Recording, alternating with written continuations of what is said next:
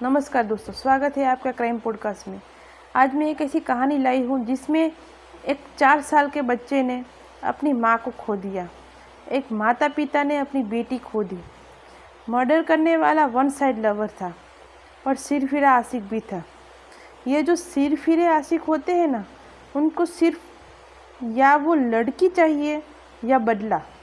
अगर उनको लड़की मिल भी जाए तो भी कोई गारंटी नहीं है कि वो उसको खुश ही रखेंगे। तो उनका एक ही इलाज है, दिमागी इलाज करवाना। कहानी शुरू करने से पहले अगर आप नए व्यूवर्स हैं तो चैनल को सब्सक्राइब कर दें ताकि नई वीडियो के बारे में आपको पता चले। तो बात करते हैं ये कहानी की। तो कहानी है डोरोथी स्टेटन की। डोरोथी स्टेटन कैलिफोर्निया में अपनी चाची के साथ रहती थी और उसके साथ उसका 4 साल का बेटा भी था। वो सिंगल मदर थी। उसका अपना अनाहेम स्टोर्स, जिसकी वो इकलौती मालकिन थी, उसके साथ वो साइकेडेलिक आइटम यानी लावा लैंप बेचती थी और दूसरी हेड शॉप थी। उसके सहकर्मियों और दोस्तों का कहना था कि वो घर पर रहना पसंद करती थी। वो बहुत ही धर्मिष्ठ थी। वो ईसाई थी और शराब या नशीली दवाई नहीं लेती थी। उसके माता पिता जो अनाहेम में रहते थे, डोरा जब काम करती थी तो उसके बेटे को डोरा के माता पिता संभालते थे। स्कॉट के पिता जैकब ने कहा कि उनकी बेटी ने कभी कभार डेट किया होगा, लेकिन जहाँ तक परिवार को पता था उसका कोई परमानेंट लवर नहीं था। अपने अपहरण से कुछ महीने पहले स्कॉट को कार्यस्थल पर एक अज्ञात पुरुष के अजीब कॉल आने शुरू हो गए। फोन करने वाले ने बारी बारी से उसके प्रति अपने प्यार के बारे में बता रहा था। उसके साथ उसको मारने का अपना इरादा बताता था। उसने इजहार किया। स्कॉट की माँ ने बताया, एक दिन उसने फ़ोन किया और कहा कि बाहर जाओ क्योंकि उसके पास उसके लिए कुछ है। वो बाहर गई और उसकी कार की विंडशील्ड पर एक लाल गुलाब था। स्कॉट वो देख के डर गई। उस व्यक्ति ने कथित तौर पर स्कॉट से कहा कि वो उसे अकेले ले जाएगा और उसके टुकड़ों में काट देगा ताकि कोई भी उसे कभी भी ढूंढ ना सके। कॉल के कारण डोरोथी ने एक हैंडगन खरीदने के बारे में सोचा और उसको कराटे सीखना भी शुरू कर दिया था। 28 मई 1980 को रात 9 बजे स्कॉट काम पर एक कर्मचारी बैठक में थे। उन्होंने कहा कि सहकर्मी कॉनरॉड बोस्टन ठीक नहीं दिखते थे और उनकी बाह पर लाल निशान था। वो और एक अन्य सहकर्मी पाम हेड बोस्टन को उसी इरविन मेडिकल सेंटर के इमरजेंसी वार्ड में ले जाने के लिए सारे कर्मचारी वहां से उठे और जाने लगे। अस्पताल के रास्ते में वे स्कॉट के माता पिता के घर पर उसके बेटे की जांच करने के लिए भी रुके थे।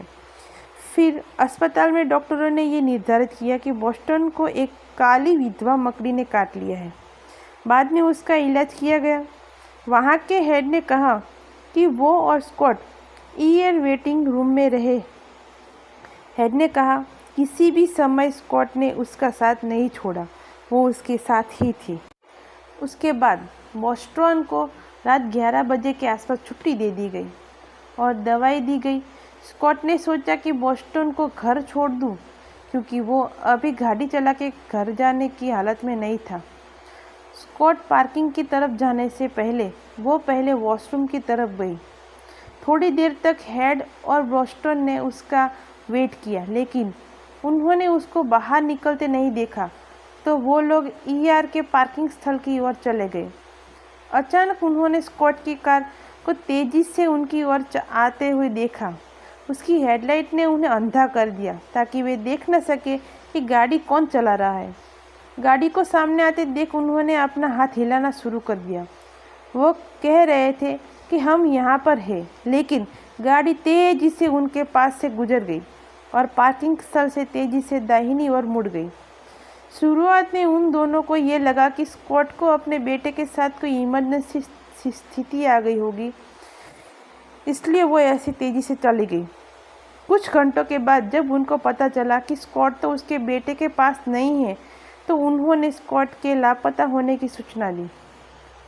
29 मई को सुबह लगभग 4:30 बजे स्कॉट की कार एक सफ़ेद 1973 टोयोटा वैगन स्टेशन अस्पताल से लगभग 10 माइल यानी 16 किलोमीटर दूर एक गली में जलती हुई पाई गई, लेकिन उसके अंदर ना स्कॉट थी और ना ही वो अपहरणकर्ता कहीं आसपास थे। उसको ढूंढने के लिए आसपास बहुत छानबीन की, लेकिन उसका कोई पता नहीं चल पाया। अब ये इंतज़ार लंबा चलने वाला था। स्कॉट को गुम हुए 2 साल बीत चुके थे। एक दिन 6 अगस्त 1984 को एक निर्माण श्रमिक ने संताना कैनियन रोड से लगभग 30 फीट यानी 10 मीटर दूर कुत्ते और मानव हड्डियों को एक साथ देखा। हड्डियाँ पूरी तरह से जल गई थी क्योंकि 1982 में जंगल में लगी आग पूरी जगह फैल गई थी। लाश के पास से चेन, अंगूठी और एक घड़ी भी मिली थी। उनकी मां ने बताया कि जब जली हुई गाड़ी मिली थी सुबह 12:30 बजे, उसके 1 घंटे बाद वो घड़ी बंद हो गई थी। मतलब जिस दिन गाड़ी मिली उसी दिन स्कॉट की मृत्यु हो गई थी। उसके बाद 14 अगस्त को मानव हड्डियों को परीक्षण के लिए भेजा गया। वो हड्डियां स्कॉट की ही थी। उसकी मौत का कारण पता नहीं चल पाया था।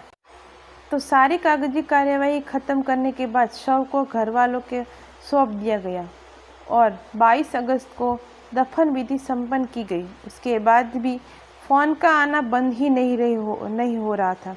हर रोज़ फ़ोन करता था। जिस दिन स्कॉट गायब हुई उस दिन भी उसने कॉल किया था। कॉल आमतौर पर छोटा ही करता था। पुलिस ने वॉइस रिकॉर्डर भी लगा दिया था, लेकिन कभी उसको नहीं पकड़ा जा सका क्योंकि वो कभी लंबी बात करता ही नहीं था। उस व्यक्ति का कहना था कि उसने डोरा को मारा है। वह मेरा प्यार थी। उसने डोरा को किसी और के साथ देखा था, इसलिए उसे मरना पड़ा। मतलब वो एक सिरफिरा आशिक था। वो हर वक्त उस पर नज़र रखता था। उस वक्त कॉनराड बोस्टन को मकड़ी ने काटा, वो भी उसको पता था। स्कॉट ने लाल स्कार्फ पहना हुआ था, वो भी जानता था। फ़ोन करने वाले ने बोला कि स्कॉट ने हॉस्पिटल जाने के बाद उसको कॉल किया था, लेकिन पाम हेड ने ये बात नकार दी थी, ये बोलकर कि स्कॉट पूरा वक्त उसके साथ थी। पुलिस को आज तक फ़ोन करने वाला व्यक्ति नहीं मिला। जांचकर्ताओं का मानना है कि स्कॉट के मौत के लिए गुमनाम कॉल ही जिम्मेदार है और केस बंद हो गया। ये केस अनसॉल्व की लिस्ट में आ गया। डोराथी का 4 साल का बच्चा अनाथ हो गया। उसकी क्या गलती थी और डोराथी को क्यों मारा उसने, ये सारे सवाल भी पीछे छूट गए। तो ये थी डोराथी जेन स्कॉट की कहानी। आपको क्या लगता है पुलिस कहाँ जाकर चुक गई? पहली बात तो ये है कि स्कॉट बहुत ही अच्छी थी, तो उसका दुश्मन कौन हो सकता था? तो ऐसे सवाल के साथ ये वीडियो भी ख़त्म करते हैं। ये वीडियो देखने के लिए धन्यवाद। अगली वीडियो तक बी केयरफुल, बी सेफ। धन्यवाद।